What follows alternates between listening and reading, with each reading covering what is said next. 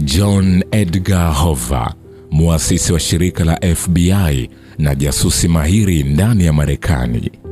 Jina lake halisi ni John Edgar Hoover, lakini alipenda kujulikana zaidi kama J. Edgar Hoover. Ni kachero aliyeheshimika na kuogopwa zaidi ndani ya FBI na Marekani kwa ujumla. Ni mtu aliyekuwa na matukio mengi ya kutatanisha. Ndiyo muasisi wa shirika la upelelezi nchini Marekani.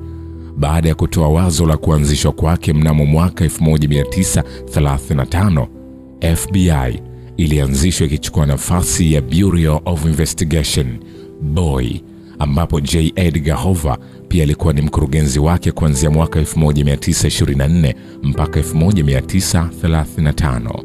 Lengo la kuanzishwa kwa FBI ilikuwa ni kuongeza ufanisi katika kupambana na uhalifu ndani ya Marekani.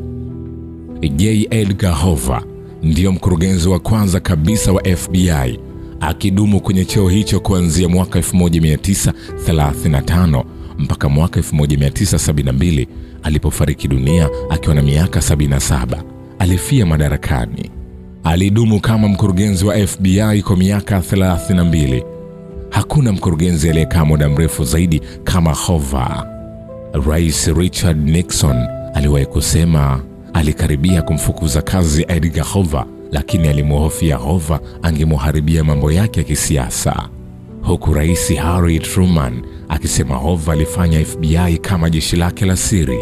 Inasemekana Edgar Hoover aliogopwa zaidi ndani ya Marekani kutokana na kuwa na mafaili machafu ya watu maarufu na hata maraisi. Ndiyo maana maraisi 6 katika vipindi tofauti walishindwa kumfukuza kazi, wakihofia usalama wao zaidi.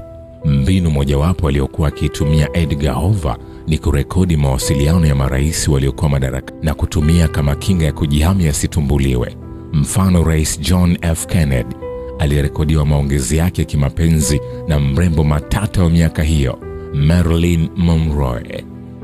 J. Edgar Hoover aliogopwa pia ndani ya FBI, kwani alitumia mbinu chafu katika kuhakikisha kuna mtu maarufu zaidi yake ndani ya shirika hilo.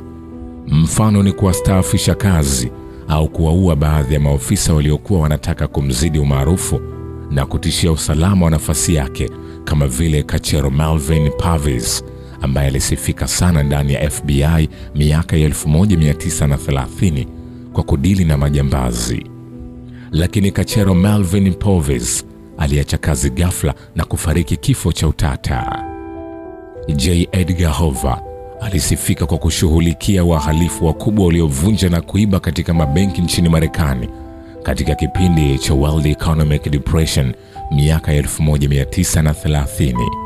Baadhi ya wahalifu sugu waliokamatwa au kuuawa kipindi hiko ni John Dillinger, Fabius Nelson, Pretty Boy Floyd, Killing Machine na wengineo. Na pia alisaidia kuwamaliza Wanazi waliotumwa na Hitler katika Second World War. Pia inasemekana aliratibu baadhi ya mauaji ya wanaharakati kama vile Martin Luther King Jr. J. Edgar Hoover hakuwahi kuoa, kuwa na mwanamke wala kupata mtoto katika maisha yake duniani. Ni bachelor wa muda mrefu sana, na kuna tetesi ziliwahi kuvuma kuwa ni shoga, lakini hakuna aliyethibitisha hilo. Kuna wanaosema kazi yake ilimfanya awe bize zaidi na kusahau mambo muhimu kama kuoa. Mtu pekee Edgar Hoover aliyemwamini katika shirika la FBI ni sekretari wake Bi Helen Grant. Mama huyu alikuwa ni mtu wa karibu sana wa Edgar Hoover. Walifanya kazi kwa pamoja kwa miaka 54 na ndiye aliyekuwa anatunza siri nyingi za Edgar Hoover.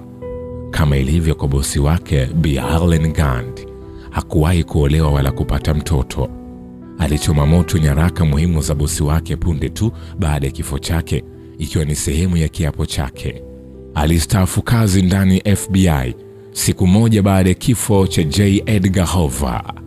Kwa kuhofia asije akajitokeza mtu mwingine mwenye mawazo kama ya J. Edgar Hoover, serikali ya Marekani kwa kutumia bunge lake ilitengeneza sheria ya muda wa ukomo wa madaraka kwa mkurugenzi wa FBI, ambapo anatakiwa asizidi miaka 10 madarakani, kwani walijifunza kutokana na Hoover kukaa madarakani miaka 32 na kufanya shirika la FBI kama mali yake, hivyo kuwatesa marais wengi. Mwisho, Shukrani kwa baba wa kivita na historia ya dunia. Shukrani kwa Mpoki Buya Kamina Mwanagasia. Mimi ni Richard Shio, The Rich Voice. Ni follow Instagram kama Rich Voice Official. Asante.